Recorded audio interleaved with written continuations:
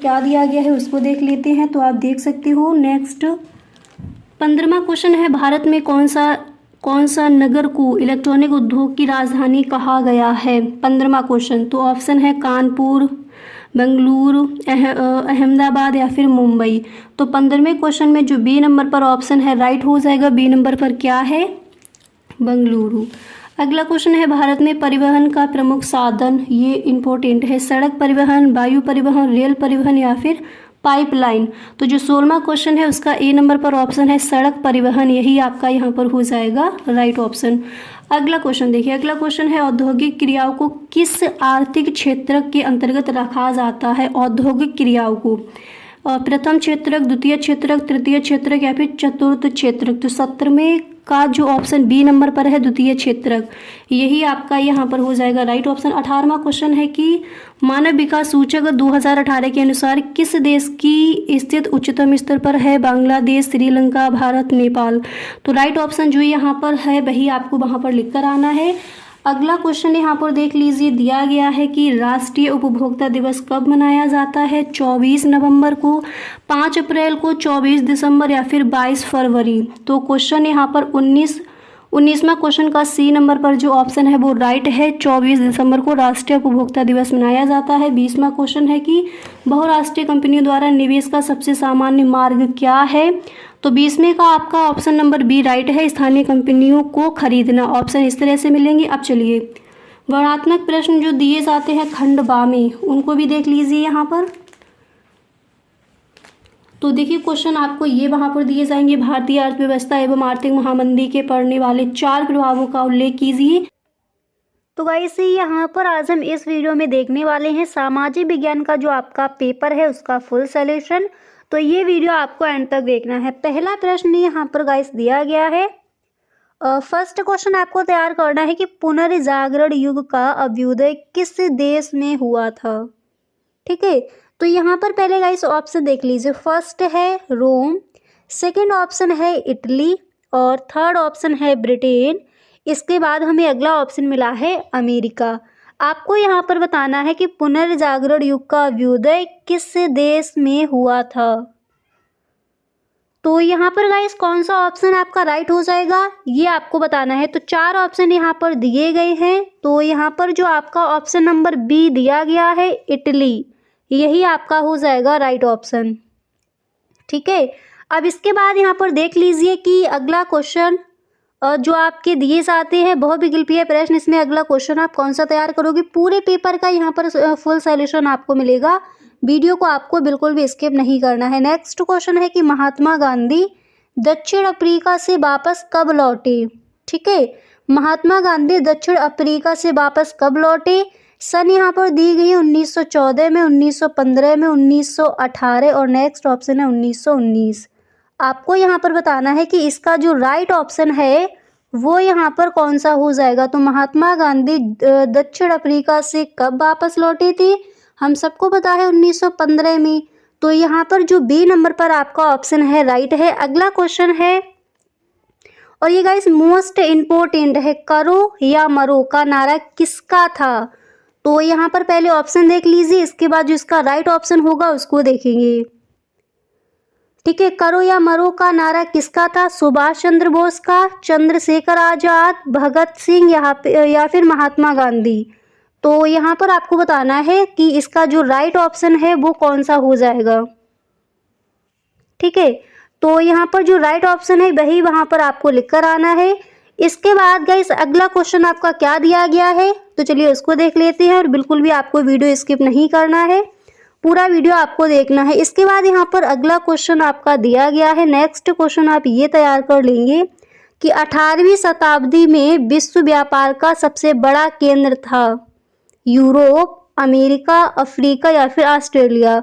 तो ऑस्ट्रेलिया, यहाँ पर राइट ऑप्शन आपका कौन सा हो जाएगा कि 18वीं शताब्दी में विश्व व्यापार का सबसे बड़ा केंद्र था। तो 18वीं शताब्दी में विश्व व्यापार का जो सबसे बड़ा केंद्र है वो कौन सा था, यूरोप। यहाँ पर जो यानी आपको फर्स्ट नंबर पर ऑप्शन मिला है, यही आपका हो जाएगा राइट ऑप्शन। ठीक है, इसके बाद यहाँ पर गाइस देख लेते हैं जो आपके सब्जेक्टिव क्वेश्चन है वो यहाँ पर कौन कौन से मोस्ट इम्पोर्टेंट हैं। तो सब्जेक्टिव क्वेश्चन में यहाँ पर पहला प्रश्न है कि जर्मनी का एकीकरण कब और कैसे हुआ। ठीक है, तो जर्मनी का एकीकरण कब और कैसे हुआ, यहाँ पर देखिए आप लिखोगे कि बिस्मार्क जर्मनी के महान पुत्रों में से एक था। जर्मनी के एकीकरण में बिस्मार्क का महत्वपूर्ण योगदान था। इसे जर्मनी के एकीकरण का जनक भी कहा जाता है। ठीक है, इसके बाद आप लिखोगे कि उसने प्रजा के प्रधानमंत्री के रूप में जर्मनी का एकीकरण किया। बिस्मार्क के रक्त और लौह की नीति अपनाकर सर्वप्रथम स्लेस्विक तथा होल्स्टीन के प्रशासन पर नियंत्रण स्थापित किया। ठीक है, इसके बाद आप लिखोगे फिर ऑस्ट्रिया को सेडोवा के युद्ध सन 1866 में पराजित करके उसने जर्मन राज्यों को उसके प्रभाव से मुक्त करा लिया। तत्पश्चात बिस्मार्क ने सीडन के युद्ध में फ्रांस के सम्राट नेपोलियन तृतीय को पराजित करके जर्मनी का एकीकरण पूर्ण कर दिया। ठीक है, तो यहाँ पर पूछा गया था कि जर्मनी का एकीकरण कब और कैसे हुआ, तो इस तरह से वहां पर आपको लिख कर आना है। इसके बाद सेकेंड क्वेश्चन आप कौन सा तैयार करोगे, चलिए उसको देख लेते हैं। अगला क्वेश्चन आप तैयार करोगे कि नमक सत्याग्रह क्यों प्रारंभ किया गया था, उसका संक्षिप्त विवरण दीजिए। ठीक है, नमक सत्याग्रह क्यों प्रारंभ किया गया था, उसका संक्षिप्त विवरण दीजिए। तो इसका आंसर वहाँ पर आप किस तरह से लिख कर आओगे, तो आप लिखोगे कि गांधी जी द्वारा की गई नमक यात्रा वास्तव में उपनिवेशवाद के खिलाफ प्रतिरोध का एक शक्तिशाली प्रतीक था। चूँकि नमक भोजन का अभिन्न हिस्सा है और निर्धन धनवान सभी इसका प्रयोग करते हैं, इसलिए नमक को गांधी जी ने अपने आंदोलन का आधार बनाया। नमक पर लगे हुए कर तथा उसके उत्पादन पर सरकारी इजारादारी का गांधी जी द्वारा घोष विरोध किया गया। ठीक है, इसके बाद आप लिखोगे 31 जनवरी 1930 ईस्वी को गांधी जी ने वायसराय इरविन को एक पत्र लिखा। इस पत्र में उन्होंने 11 मांगों का उल्लेख किया था। अब 11 मांगों का उल्लेख किया था, फिर इसके आगे आप क्या लिखोगे उसको देख लीजिए। इसके बाद आपको लिखना है कि इनमें से कुछ सामान्य मांगे थीं, जबकि कुछ मांगे उद्योगपतियों से लेकर किसानों तक विभिन्न तबकों से जुड़ी हुई थी। गांधी जी इन मांगों के माध्यम से समाज के सभी वर्गों को अपने साथ जोड़ना चाहते थे ताकि उनके अभियान में शामिल हो सके। ठीक है, तो नमक सत्याग्रह क्यों प्रारंभ किया गया, उसका संक्षिप्त विवरण दीजिए। तो इस तरह से वहां पर आप इस प्रश्न का आंसर लिख कर आओगे। इसके बाद अगला क्वेश्चन आपको कौन सा तैयार करना है, चलिए उसको देख लेते हैं। अगला क्वेश्चन आपका यहाँ पर दिया गया है कि विश्व के महान आर्थिक संकट या आर्थिक मंदी के कारणों तथा परिणामों की विवेचना कीजिए। ठीक है, या फिर यही क्वेश्चन आपसे इस तरह से पूछ लिया जाएगा कि महामंदी के कारणों की व्याख्या कीजिए और बताइए कि भारतीय अर्थव्यवस्था पर इसका क्या प्रभाव पड़ा। एंड नेक्स्ट, इस तरह से भी ये क्वेश्चन पूछा जा सकता है कि वैश्विक आर्थिक महामंदी के किन्हीं 3 कारणों का उल्लेख कीजिए। ठीक है, तो चलिए इस प्रश्न का आंसर देख लेते हैं। फर्स्ट आप हेडिंग डालोगे विश्वव्यापी आर्थिक संकट यानी आर्थिक मंदी, और इसमें आपको फर्स्ट हेडिंग डाली है आर्थिक मंदी के कारण। इसमें आप लिखोगे कि प्रथम विश्व युद्ध के फलस्वरूप उत्पन्न क्षतिपूर्ति तथा युद्ध ऋण की समस्याओं ने विश्व के आर्थिक तंत्रों तथा अंतर्राष्ट्रीय व्यापार को छिन्न भिन्न कर दिया। उद्योगों में मशीनीकरण तथा वैज्ञानिकीकरण, उत्पादन के अधिक क्रय शक्ति में गिरावट, आर्थिक राष्ट्रवाद तथा स्वर्ण के असमान विभाजन ने विश्व में भीषण आर्थिक संकट उत्पन्न कर दिया। ठीक है, इस तरह से आप लिखोगे। और यहाँ पर नेक्स्ट हेडिंग आपको डाली है आर्थिक मंदी के परिणाम, और इसमें आप लिखोगे कि आर्थिक मंदी के कारण अनेक देशों की आर्थिक व्यवस्था चौपट हो गई, कल कारखाने बंद हो गए और बेकारी की समस्या भयंकर रूप धारण कर ली। इसके बाद आप लिखोगे कि लाखों व्यक्तियों और कंपनियों को व्यापार में विनाशकारी घाटा उठाना पड़ा। पूंजीपत, उद्योगपति, मध्यवर्गीय व्यक्ति, यहाँ तक कि श्रमिक, किसान और मजदूर भी घोर आर्थिक संकट में फंस गई। तो आर्थिक मंदी के परिणाम हेडिंग डालकर आपको इस तरह से लिखना है। और नेक्स्ट यहाँ पर आप हेडिंग डालोगे भारतीय अर्थव्यवस्था पर महामंदी का प्रभाव। इसमें आप लिखोगे कि भारतीय अर्थव्यवस्था पर महामंदी का अत्यधिक प्रभाव पड़ा।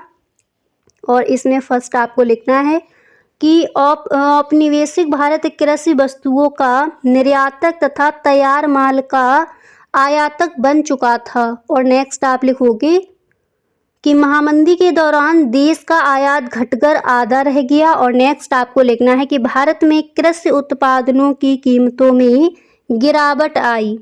तो क्वेश्चन हमें दिया गया था कि वैश्विक आर्थिक महामंदी के किन्हीं 3 कारणों का उल्लेख कीजिए या फिर महामंदी के कारणों की व्याख्या कीजिए और बताइए कि भारतीय अर्थव्यवस्था पर इसका क्या प्रभाव पड़ा। नहीं तो यही क्वेश्चन इस तरह से भी आपका पूछ लिया जाएगा कि विश्व के महान आर्थिक संकट या आर्थिक मंदी के कारणों तथा परिणामों की विवेचना कीजिए। तो इस तरह से वहां पर आप लिख कर आओगे। इसके बाद अगला क्वेश्चन आपको कौन सा तैयार करना है, चलिए उसको देख लेते हैं। इसके बाद यहाँ पर आपका नेक्स्ट क्वेश्चन दिया गया है कि 18वीं सदी के अंत में भारत से कपड़ा निर्यात में गिरावट आई, 2 कारण बताइए। यानी गिरावट क्यों आई, इसके आपको 2 कारण बताने हैं। तो आप लिखोगे कि 18वीं सदी के अंत में भारत के सूती कपड़ा उद्योग की गिरावट मुख्य कारण निम्नलिखित है। यानी गिरावट आने के मुख्य कारण हैं वो निम्नलिखित हैं। कौन कौन से हैं? फर्स्ट पॉइंट डालकर आप लिखोगे कि विदेशी वस्त्र उत्पादों के आयात से बुनकरों का निर्यात बाजार धराशायी हो गया। और नेक्स्ट यहाँ पर आपको लिखना है कि भारतीय बाजारों में मैनचेस्टर निर्मित वस्त्र उत्पादों के बड़े पैमाने पर आयात से इनका स्थानीय बाजार तेजी से सिकुड़ने लगा। और नेक्स्ट आपको लिखना है कि कम लागत पर मशीनों से बनने वाले कपास उत्पाद इतने सस्ते होते थे कि भारतीय बुनकर उनका मुकाबला नहीं कर सकते थे। तो दिया गया था कि 18वीं सदी के अंत में भारत से कपड़ा निर्यात में गिरावट क्यों आई, 2 कारण बताइए। तो इस तरह से वहाँ पर आप लिख कर आओगे। इसी के साथ एक क्वेश्चन और तैयार कर लेंगे कि पहले विश्व युद्ध यानी प्रथम विश्व युद्ध के समय भारत का औद्योगिक उत्पादन क्यों बढ़ा, इसको भी आप तैयार कर लेंगे। या फिर क्वेश्चन इस तरह से भी पूछा जा सकता है कि प्रथम विश्व युद्ध का भारत के उद्योगों पर क्या प्रभाव पड़ा। ठीक है, तो ये आपका जो क्वेश्चन यहाँ पर दिया गया था इम्पोर्टेंट है। इसके बाद अगला क्वेश्चन कौन सा तैयार करोगी, चलिए उसको देख लेते हैं। अगला क्वेश्चन यहाँ पर दिया गया है कि मृदा अपरदन से क्या अभिप्राय है। मृदा अपरदन के लिए उत्तरदायी कारणों का वर्णन कीजिए। ठीक है, और यही क्वेश्चन आपका गाइस इस तरह से भी पूछा जा सकता है कि मृदा अपरदन क्या है। भारत में प्रचलित मृदा अपरदन के प्रमुख प्रकारों का वर्णन कीजिए। तो फर्स्ट आपको हेडिंग डाली है मिट्टी के कटाव अथवा मृदा अपरदन का अर्थ। और इसमें आप लिखोगे कि मिट्टी के कटाव का अर्थ है भूमि की उर्वरा शक्ति का नष्ट होना। दूसरे शब्दों में मिट्टी की ऊपरी परत के कोमल तथा उपजाऊ कणों को प्राकृतिक कारकों जैसे जल, नदी, वर्षा तथा वायु या प्रक्रमों द्वारा एक स्थान से हटाया जाना ही भूमि का कटाव या मृदा अपरदन कहलाता है। इसके बाद आपको नेक्स्ट हेडिंग डाली है भूमि मिट्टी यानी भूमि कटाव के प्रकार। और इसमें आपको 3 जो इसके प्रकार हैं वो लिखने। फर्स्ट धरातलीय या परतदार कटाव, सेकंड कछार वाला कटाव और नेक्स्ट वायु का कटाव। तो फर्स्ट हेडिंग डालने के बाद इसमें आप लिखोगे कि तेज मूसलाधार वर्षा के कारण जब धरातल का ऊपरी उत्पादक भाग तेज पानी से बह जाता है तब उसे धरातलीय या परतदार कटाव कहते हैं। और नेक्स्ट कछार वाला कटाव, इसमें आप लिखोगे नदियाँ अथवा तेज बहने वाली जल धाराओं के द्वारा जो कटाव होता है उसे कछार वाला कटाव कहते हैं। और नेक्स्ट आप लिखोगे वायु का कटाव। इसमें आपको लिखना है कि तेज मरुस्थलीय हवाओं के द्वारा धरातल की सतह की उपजाऊ मिट्टी उड़ जाती है जो उड़कर अन्य स्थानों पर ऊंचे ऊंचे मिट्टी के टीले बना देती है। और इसके बाद आपको नेक्स्ट हेडिंग डाली है मिट्टी के कटाव के कारण। और इसमें फर्स्ट आप लिखोगे कि तीव्र एवं मूसलाधार वर्षा भारत में 90% वर्षा केवल 4 महीने में हो जाती है। नेक्स्ट आप लिखोगे कि नदियों का तीव्र बहाव एवं उनमें उत्पन्न बाढ़। और नेक्स्ट आपको लिखना है कि वनों का अत्यधिक विनाश। 4 पॉइंट आप लिखोगे कि खेतों को जोतकर खुला छोड़ देना। और नेक्स्ट आपको लिखना है तेज हवाएं चलना। तो मिट्टी के कटाव के ये आपके मुख्य कारण हैं। तो क्वेश्चन क्या था कि मृदा अपरदन से क्या अभिप्राय है, मृदा अपरदन के लिए उत्तरदायी कारों का वर्णन कीजिए। तो इस तरह से वहाँ पर आप लिख कर आओगे। अब इसके बाद गाइस यहाँ पर अगला क्वेश्चन आपको कौन सा तैयार करना है, तो चलिए अब उस पर हम डिस्कस कर लेते हैं। तो अगला क्वेश्चन यहाँ पर आपका दिया गया है, आप नेक्स्ट क्वेश्चन ये तैयार कर लेंगे कि जैव विविधता का अर्थ एवं मानव जीवन के लिए इसका महत्व बताइए। ठीक है, तो जैव विविधता का अर्थ क्या है, तो आप वहाँ पर लिखोगे जैव विविधता जीव मंडलों में पाए जाने वाले जीवों की विभिन्न जातियों में पाई जाने वाली विविधता है। ठीक है, और इसके बाद आपको नेक्स्ट हेडिंग डालनी है कि मानव जीवन के लिए महत्व। और इसमें आप लिखोगे कि मानव अपने उत्पत्ति काल से ही विभिन्न आवश्यकताओं की पूर्ति जीव जगत से ही करता चला आ रहा है। इसके बाद आप लिखोगे कि मानव को भोजन, आवास एवं परिवेश संबंधी विभिन्न आवश्यकताओं और अपने अस्तित्व के लिए जैव विविधता पर ही निर्भर रहना पड़ता है। जैव विविधता के उपभोग की दृष्टि से ही मानव ने अधिक उपयोगी प्राणियों और पौधों का पालतूकरण किया। कृषि एवं पशुपालन इसी आवश्यकता का परिणाम है। तो जैव विविधता का अर्थ क्या है मानव जीवन के लिए, इसका महत्व बताइए। तो इस तरह से वहाँ पर आप लिख कर आओगे जो आपका क्वेश्चन दिया गया है इसका आंसर। ठीक है, अब चलिए गाइस इसके बाद कुछ और भी आपके मोस्ट इम्पोर्टेंट क्वेश्चन, इसी के साथ एक क्वेश्चन आपको और तैयार कर लेना है कि चिपको आंदोलन क्या है। ठीक है, ये क्वेश्चन भी गाइस कई बार पूछा गया है कि चिपको आंदोलन क्या है, तो इसको भी आपको सही ढंग से तैयार कर लेना है। अब चलिए इसी के साथ कुछ आपके मोस्ट इम्पोर्टेंट क्वेश्चन हैं, उन पर भी यहाँ पर हम डिस्कस कर लेते हैं। तो पहला प्रश्न यहाँ पर दिया गया है कि यूरोप के राष्ट्रवाद के विकास में संस्कृति का क्या योगदान था। इसको आप तैयार कर लेंगे। ठीक है, इसके बाद यहाँ पर आपको नेक्स्ट क्वेश्चन ये तैयार कर लेना है कि भारत में बहुदलीय व्यवस्था ने प्रजातंत्र को किस प्रकार मजबूत किया है। ये भी आपका इम्पोर्टेंट है। तो यहाँ पर 2 क्वेश्चन आपने देख लिए। इसके बाद अगला क्वेश्चन आप यहाँ पर ये तैयार कर लेंगे कि भारतीय अर्थव्यवस्था को किन 3 क्षेत्रकों में विभाजित किया गया है, प्रत्येक क्षेत्र की गतिविधि बताइए। ठीक है, इसी के साथ नेक्स्ट क्वेश्चन आप तैयार करेंगे कि भारतीय कृषि की मुख्य समस्याओं के विषय में विस्तार से लिखिए। ठीक है, इसको आप तैयार कर लेंगे। इसी के साथ अगला क्वेश्चन यहाँ पर दिया गया है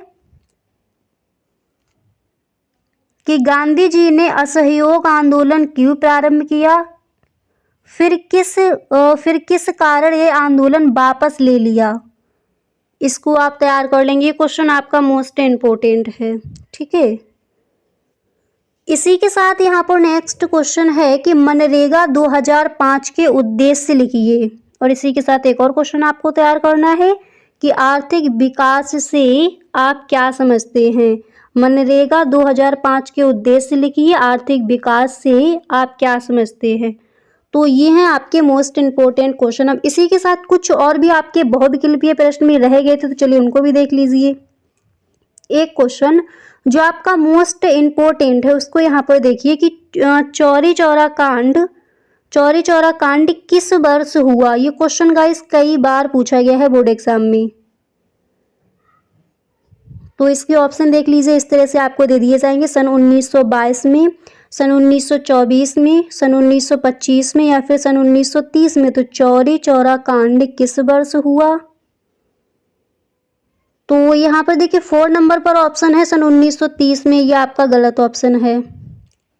ठीक है, तीसरा ऑप्शन है सन 1925 और दूसरा ऑप्शन है 1924। तो ये 2 ऑप्शन भी आपके कैसे हो जाएंगे, ये दो ऑप्शन भी आपके हो जाएंगे रॉन्ग ऑप्शन। तो बताना है कि चौरी चौरा का कांड है वो किस वर्ष हुआ। याद कर लीजिए, आपको ध्यान रखना है कि चौरी चौरा कांड 1922 में हुआ था। ठीक है, कब हुआ था? सन 1922 में। मोस्ट इम्पोर्टेंट है आपका क्वेश्चन, तो इसको आप सही ढंग से तैयार कर लेंगे। इसी के साथ एक और क्वेश्चन यहाँ पर दिया गया है, उसको भी आपको तैयार कर लेना है।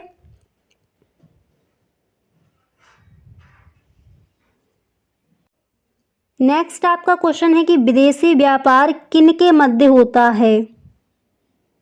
ऑप्शन देख लीजिए, दो देशों के मध्य, दो प्रदेशों के मध्य, दो नगरों के मध्य या फिर दो गांवों के मध्य। तो विदेशी व्यापार किनके मध्य होता है, यहाँ पर आपका राइट ऑप्शन कौन सा हो जाएगा? तो दो गांवों के मध्य जो ऑप्शन दिया गया है गलत ऑप्शन है। दो नगरों के मध्य जो आपको ऑप्शन मिला है ये ऑप्शन भी आपका गलत है। ठीक है, इसी के साथ यहाँ पर आपको नेक्स्ट ऑप्शन क्या दिया गया है उसको देख लीजिए कि दो प्रदेशों के मध्य, ये भी आपका गलत ऑप्शन है। ऑप्शन जो दिया गया है दो देशों के मध्य, ये आपका हो जाएगा राइट ऑप्शन। विदेशी व्यापार किनके मध्य होता है? दो देशों के मध्य होता है, आपको ध्यान रखना है। ठीक है, तो दो देशों के मध्य जो ऑप्शन दिया गया है यही हो जाएगा आपका राइट ऑप्शन। इसी तरह से कुछ और भी आपके क्वेश्चन हैं, तो चलिए उन पर भी यहाँ पर डिस्कस कर लेते हैं। वीडियो को आपको गाइस बिल्कुल भी स्किप नहीं करना है। ठीक है, पूरा वीडियो आपको देखना है। तो नेक्स्ट क्वेश्चन आप कौन सा तैयार करोगे, चलिए उस पर डिस्कस कर लेते हैं।